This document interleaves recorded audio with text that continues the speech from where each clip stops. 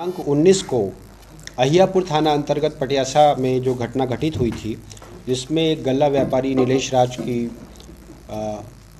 लूट के क्रम में गोली मार दी गई थी और फिर उन्हें जख्मी हालत में मां जानकी अस्पताल में भर्ती कराया गया था, जहां उनका देहांत हो गया था। इस घटना के क्रम में अहियापुर थाना में कांड संख्या 444-23 ये दर्ज किया गया था और तब से लेकर डीएसपी टाउन के नेतृत्व में अहियापुर थानाध्यक्ष भी यहाँ पर हैं, इनके नेतृत्व में तब से इस टीम ने साक्ष्य संकलन और तकनीकी अनुसंधान का कार्य प्रारंभ किया और इसके आधार पर पूर्व के जो अपराधकर्मी इस प्रकार की घटनाओं में संलिप्त रहे हैं, ऐसे लोगों पर हम लोगों ने जो टेक्निकल एविडेंस थे उसके आधार पर जीरो इन किया और कुछ ऐसे अपराधकर्मियों की पहचान की गई। पूछताछ के लिए विशाल पांडे पिता राजेश पांडे हैं, ये अहियापुर थाना अंतर्गत बखरी टर्मा के रहने वाले हैं। इनको नई दिल्ली में संगम विहार से लाया गया था पूछताछ के आधार पर।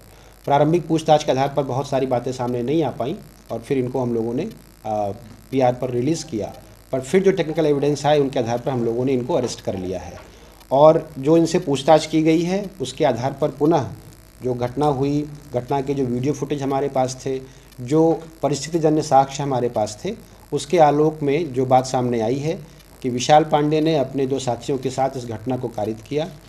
बाइक से वहाँ पर गए थे और संभवतः उस समय नशे में थे। पूछताछ के आधार पर इन्होंने बताया कि ये शराब और स्मैक आदि कहाँ से खरीदते थे। उन जगहों पर छापामारी की गई है और छापामारी के क्रम में लगभग 46 पुड़िया स्मैक और 25 पेटी विदेशी शराब भी बरामद की गई है। ये जो बरामदगी हुई है इसके लिए पृथक से हम लोग कांड दर्ज कर रहे हैं और उसके आधार पर अग्रिम कार्रवाई करेंगे। तो अभी तक जो ये विशाल पांडे हम लोगों को इस कांड में गिरफ्तार हुए हैं, इनके पिता का नाम राजेश पांडे है। इनका विस्तृत आपराधिक इतिहास है, 2018, 19 और 21 के कुल मिलाकर 9 कांड हैं। इन सारी चीज़ों की सूची हम लोग आपको दे रहे हैं। इस कांड में इनके साथ 2 इनके साथी और संलिप्त रहे हैं, जिनकी गिरफ्तारी के लिए हम लोग की टीमें प्रयासरत हैं और जल्द ही जब कांड का उद्भेदन हो चुका है तो बाकी लोगों की गिरफ्तारी भी कर ली जाएगी और वो सूचना भी हम लोग आपसे शेयर करेंगे। लूट का कोई रकम वगैरह बरामद है जो ऐसे लूटा गया? देखिए, जब ये जो घटना हुई है इसमें जो 3 लोग कुल मिलाकर अभी तक हम लोग की जानकारी के हिसाब से शामिल थे, तो इस घटना में इनके पास से जो हथियार विशाल पांडे ने इस्तेमाल किया था वो बरामद हो गया है। लूट की रकम, कुछ रकम लगभग 10,000 के आसपास विशाल पांडे का कहना है कि 7,000 रुपये इन्होंने लिए थे। प्राथमिकी में 1.5 लाख की रकम आई थी, लेकिन रकम हम लोगों के पास इसलिए बरामद नहीं हो पाई है क्योंकि ये घटना करने के बाद दिल्ली भाग गए थे। तो वहाँ इनका कहना है कि हमने वो रकम वहीं पर अपनी अय्याशी के कामों में खर्च कर दी है और वहाँ से पूछताछ के लिए इनको लाया गया था, वहाँ पर ये रकम हम लोग बरामद नहीं कर पाए हैं।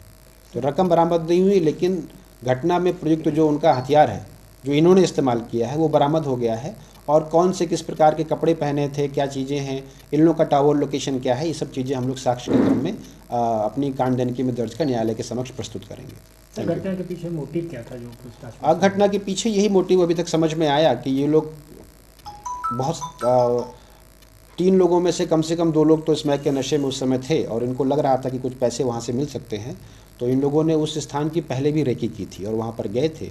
इन्होंने अनुमान लगाया था कि वहाँ पर कुछ रकम ये लोग रखते हैं और लूट करने के लिए ही इन्होंने इस घटना को कारित किया था। इनका कोई आपराधिक गिरोह भी है जो इस तरह की घटनाओं को अंजाम? आपराधिक गिरोह मैंने जैसे बताया आपको कि विशाल पांडे का विस्तृत आपराधिक इतिहास है। अभी तक 9 कांड, उसमें कुछ एनडीपीएस के भी हैं, आर्म्स एक्ट के भी हैं और इस प्रकार की घटनाओं के भी हैं, वो उनको मिल चुके हैं।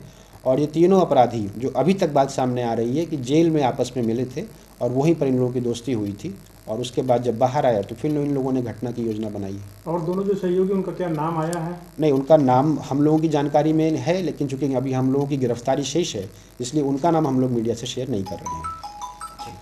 Thank you.